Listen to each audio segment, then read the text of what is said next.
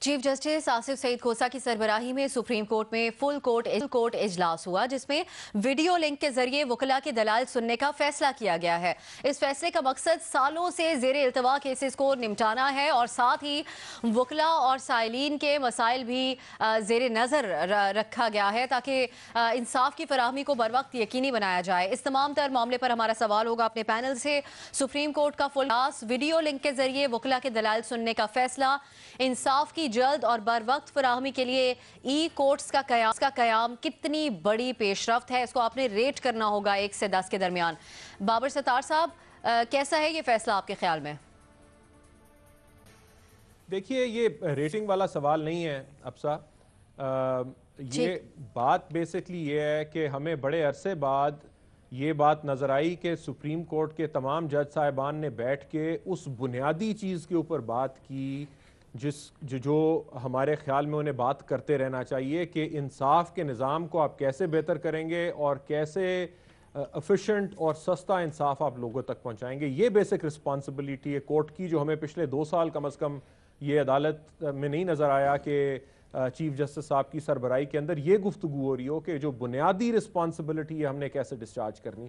सो ये रिकग्निशन ये chief justice साहब ने जब पहली अपनी तकरीर की थी उसमें भी नज़र आया। उन्होंने कहा कि मैं इंसाफ के निज़ाम को बेहतर बनाना चाहता हूँ। उन्होंने उसके ऊपर काफ़ी सारी अपनी थाट्स शेयर की और अभी भी उस प्रोसेस की कंटिन्यूटी नज़र आती है कि अब पूरी कोर्ट के साथ आप एडमिनिस्ट्रेटिव तौर पर इंगेज करके आप ये सवाल कर रहे हैं और एक डिस्कशन कर रहे हैं कि हम कैसे इम्प्रूव कर सकते हैं अपने सिस्टम को।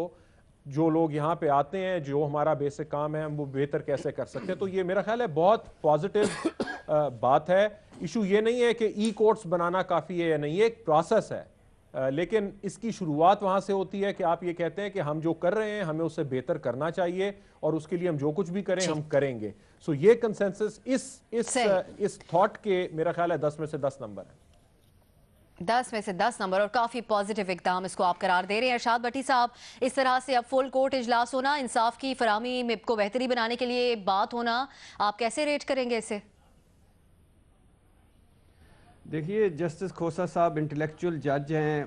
उन्होंने जो पिछले साकिब निसार साहब के दौर में जो उन्होंने वो 11,000 मुकदमे फौजदारी ख़त्म किए, जो बैकलॉग था, अभी भी कल भी वो बता रहे थे कि 6,000 मुकदमे ख़त्म हो गए हैं और अभी 40,000 ज़ेर इल्तवा हैं। इसी तरह 6 घंटे उन्होंने कल इस पे इजलास किया। ये बहुत बड़ा काम है, इबादत है इस मुल्क में। अगर ये अदालती इस्लाहत हो जाएँ, नीचे हो जाएँ, जिस तरह वो चाहते हैं कि डिस्ट्रिक्ट जुडिशरी है जो मजबूत हो, ज़्यादा इख्तियारात वाली हो। और सुप्रीम कोर्ट में जैसे अब मैं फिर कह रहा हूँ कि वो जो धनिये वाला 1,000 के धनिये वाला, वो भी सुप्रीम कोर्ट में साल जेल के बाद जमानत हुई। अभी 15 मुर्गियाँ जिसने चोरी की हैं वो 11 महीने अडयाला जेल में हो गया है उसको, और उसका भी सुप्रीम कोर्ट में जमानत के लिए केस है। हम नवाज शरीफ साहब को इनको रोते रहेंगे। तो ये इसका अल्लाह के फजल से ये बहुत बड़ा काम है। ये बहुत बड़ा काम है। अगर वो कर जाएं ये जो इबादत है, तो 10 में से मेरे भी 10 दे दें। बाबर साहब ने दिए हैं तो मैं भी उनके पीछे हूँ आज, और दिल पर पत्थर रख कर 10 में से 10 नंबर आप दें। ठीक। रीमा, ज़ेर इल्तवा केसेस का मसला पाकिस्तान में एक बड़ा मसला है जिसको हमेशा ज़ेर बहस लाया जाता है। ये इक़दाम कैसे देख रही हैं आप, कैसे रेट करेंगी इसे? अफसा, इन प्रिंसिपल तो बहुत अच्छी बात है, लेकिन अक्सर जब इसको इन प्रैक्टिस हम देखते हैं तो 2 चीज़ें मेरे ख्याल में अहम हैं। पहली तो अभी एक प्रेस रिलीज की बुनियाद पे आप डिटर्मिन नहीं कर सकते कि ई कोर्ट सिस्टम होगा कैसा। बहुत से ममालिक ने डिफरेंट तरह के ई कोर्ट सिस्टम्स जो हैं वो अपनाए हैं। उनके हर सिस्टम की अपनी बेनिफिट्स हैं, अपनी कॉस्ट्स हैं। तो हमारे पास किस तरह का ई कोर्ट सिस्टम आएगा ये देखने की बात है। लेकिन लाहौर हाई कोर्ट का जो एक्सपीरियंस है उसने दिखाया है कि जो टेक्नोलॉजी है वो अपनी मैसेज के साथ भी आती है। हमारी टेक्नोलॉजी शायद अभी उतनी फूल प्रूफ नहीं हुई कि हम बहुत ही एफिशिएंट तरह से इस तरह का सिस्टम जो है वो चला सकें। उसमें बहुत से और ममालिक में देखे हैं फेयर ट्रायल के बहुत खदशात सामने आते हैं कि जो क्लाइंट है वो अपने वकील से सही तरह बात कर सकते हैं कि नहीं, उनका राइट टू डिफेंस जो है वो इम्पीड तो नहीं होता। तो ये सब चीज़ें हैं, ये देखनी होंगी।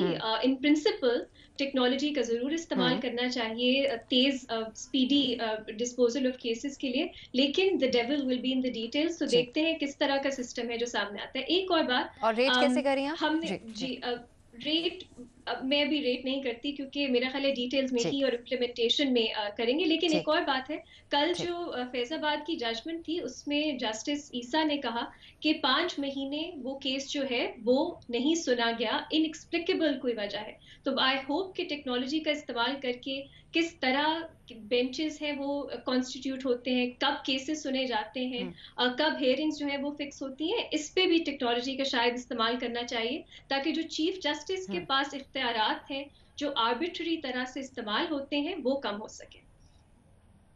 दुरुस्त, बिल्कुल। और आप रेट नहीं कर रही, नहीं। आप समझती हैं कि ये बहुत बेहतरीन आइडिया है, लेकिन इसको इम्प्लीमेंट किस तरह किया जाएगा ये अब देखना होगा। शहजाद साहब, आपके ख्याल में किस तरह आप देख रहे हैं इस इकदाम को? जी, मेरे ख्याल से तो अगर केसेस को एफिशिएंटली डील किया जा सकता है टेक्नोलॉजी की वजह से, तो इसको बिल्कुल करना चाहिए। जैसे जैसे आगे बढ़ेंगे इन चीज़ों को हम इम्प्लीमेंट करना होगा। रिसेंटली आपने देखा था कि फैसलाबाद में जो वकला हैं उन्होंने तोड़फोड़ भी की, कमिश्नर को भी वहां पे जाके मारने पीटने की कोशिश की और स्ट्राइक पे चले गए कि बेंच जो है हाई कोर्ट का यहाँ पे भी होना चाहिए। उनकी कंप्लेन यही थी उस वक्त कि हमें 3-3 घंटे ट्रैवल करना पड़ता है। तो अगर इस किस्म की ई कोर्ट से ये मसला हल हो जाता है तो सबके लिए आसानी होगी। कोई ट्रैवल करे फिर पता चले अगली तारीख पड़ गई है, तो अगर वकील इस तरह दलाइल दे सकते हैं ई कोर्ट्स के जरिए, वीडियो लिंक के जरिए, तो मेरे ख्याल से अच्छी चीज़ है। लेकिन ये देखना पड़ेगा कि उसको इंप्लीमेंट कैसे किया जाता है। तो इसलिए मैं 8 नंबर दूंगा। अगर एक थोड़ा सा आपके पास वक्त हो तो एक न्याजी साहब से मैं एक जी जी। जवाब चाहूंगा। कल क्योंकि ये बात हुई थी, उसका जवाब प्रोग्राम के आखिर में अगर वो दे दें। न्याजी साहब ने कल ये कहा था कि अलीम खान ने उनको ये बताया है कि 2011 अक्टूबर का जो जलसा था लाहौर का, वो अलीम खान साहब ने फंड किया था। ये न्याजी साहब ने कल कहा कि अलीम खान ने उनको बताया है। मैंने थोड़ा सा इस पे देखा आज जाके कल शो के बाद, तो 2012 जनवरी में अलीम खान साहब ने तहरीक इंसाफ ज्वाइन की थी और 2013 में भी वो कोई करीबी कैंप में नहीं थे इमरान खान के। इमरान खान ने उनको टिकट भी नहीं दिया था। 2014 के बाद वो करीब आना शुरू हुए, जब 2015-16 में गालिबन उन्होंने इलेक्शन भी लड़ा था।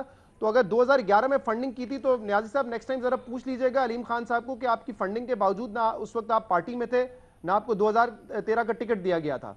ठीक, नियाजी साहब, इस पे आप फिर बेशक प्रोग्राम के आखिर में कमेंट कर लीजिएगा अगर आप अभी कहना चाह रहे हो तो। मेरा ख्याल है 2 अच्छा, फिक्रों में अभी कह लें अभी। तफसील तो मैं कभी शहजाद साहब के अपने प्रोग्राम में कहूंगा, क्योंकि मेरा ख्याल है अगर जो क्यूरोसिटी है, तजस्सुस है, लेकिन ये है कि मैंने उसमें 2 बातें की थी। उसका पहला फिक्र भी है, और पहले मैंने ये कहा था कि अलीम खान और जहांगीर तरीन ने तहरीक इंसाफ पे उस वक्त इन्वेस्ट करना शुरू कर दिया था जब वो तहरीक इंसाफ पे नहीं आए थे। अगर वो प्रोग्राम दोबारा देखो तो ये पहला सेंटेंस था। और दूसरा उसके साथ मैंने जोड़ा था, तो तफसील। दूसरा मैंने कहा था कि अलीम खान साहब ने मुझे चंद दोस्तों की मौजूदगी में कहा था कि 2030 अक्टूबर 2011 का जलसा जो है वो पूरा अलीम खान ने कहा था कि सारा मैंने फंड किया है। और बाकी है कि वो जो क्या कहानी है कि 2011 में अलीम खान कहाँ प्लेस थे, 2012 में कहाँ प्लेस थे और 2013 में, उसकी मेरे पास बहुत तफसील है।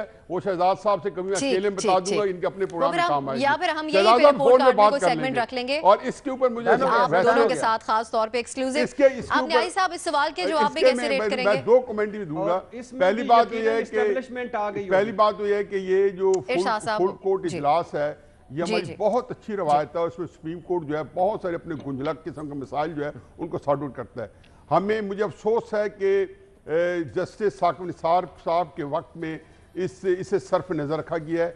एक तो इस वजह से मैं इसको 10 नंबर तो मैं इसलिए दूंगा कि मैंने बाबर स्टार की चीटिंग करनी है यहाँ पे। वो तो मुझे नंबर तो मुझे वही से मैंने दे दिया क्योंकि मैंने उनको एप करना था। तो एक तो फुल कोर्ट इजलास जो है, ये रवायत हमारी जो थी वो साकिब निसार साहब का मुतासर हुई है, ये शुरू हुई। दूसरा, शहजाद साहब ने ही जवाब दे दिया, मेरे पास इतना ही जवाब था। और मैं चूंकि छोटे इलाके से तल्लक रखता हूँ और बड़े अरसे से एक बोन ऑफ कॉन्टेंशन है, वजह निसाब बनी हुई है कि ये जो बेंचेज हैं वो हर छोटे शहर में होनी चाहिए, या क्योंकि वहाँ से साइलिन और वकला जो है ये ट्रेवल करना, मियाँ वाली साहब को अंदाज़ा नहीं कि 5-10 हज़ार रुपये खर्चे पे हो जाते हैं। वहीं से अगर वकला जो है वकील करेंगे और अब हमारा निज़ाम जो किस किस्म की आप बता रहे हैं कि मुश्किलात लोगों को पेश आती हैं, उस हिसाब से बहुत अच्छा इक़दाम है। इम्प्रूव कर गए हैं हमारे के उसमें 10 नंबर से न्याजी साहब ये मुमकिन है। मजहर अब्बास साहब, टेक्नोलॉजी का दौर है, किस तरह देख रहे हैं आप इस इक़दाम को और फिर इसकी इम्प्लीमेंटेशन भी अगर सही से हो जाए? जी, बहुत अच्छा इक़दाम है। देखिए, मैं भी 10 नंबर दूंगा। और ये पिछले 10 साल में जो भी जुडिशरी में तब्दीलियाँ आई हैं उसमें बहुत सी ऐसी चीज़ें हैं जो शायद बहुत से लोगों को पसंद नहीं आई, लेकिन अगर बाय एंड लार्ज देखें तो हमें जुडिशरी आगे जाती हुई नज़र आती है। जो चीज़ें जस्टिस खोसा ने की हैं, अब कर रहे हैं, और उनका जो है टेन्योर मुख्तसर है, और होपफुली जो आने वाले जजेस हैं, चीफ जस्टिस हैं, वो इस चीज़ को कैरी करेंगे।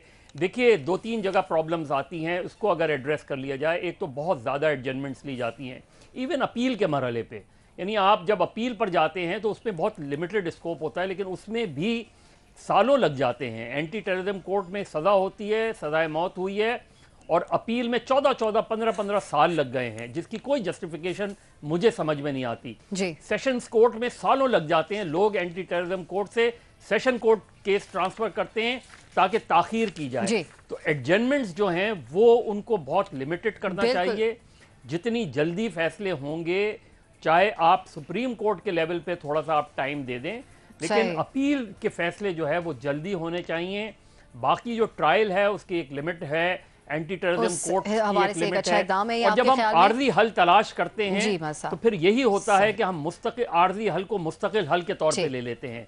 तो मेरा ख्याल है बहुत अच्छी पेशरफ्त है, और उम्मीद है कि इन चीज़ों पे सही मानों में अमल दरामद होगा। बिल्कुल दुरुस्त। इंसाफ की जल्द और बरवक्त फराहमी के लिए ई कोर्ट्स का क़याम बहुत अच्छी और बड़ी पेशरफ्त है। हमारे 4 तजियाकारों ने इसके ऊपर 10 रेट किया है, इसको 10 नंबर दिए हैं। शहजाद साहब ने 8 और रीमा ने रेट नहीं किया है। आप सबका बहुत शुक्रिया प्रोग्राम में शिरकत के लिए। नाज़रीन इजाज़त दीजिए, खुदा हाफिज़।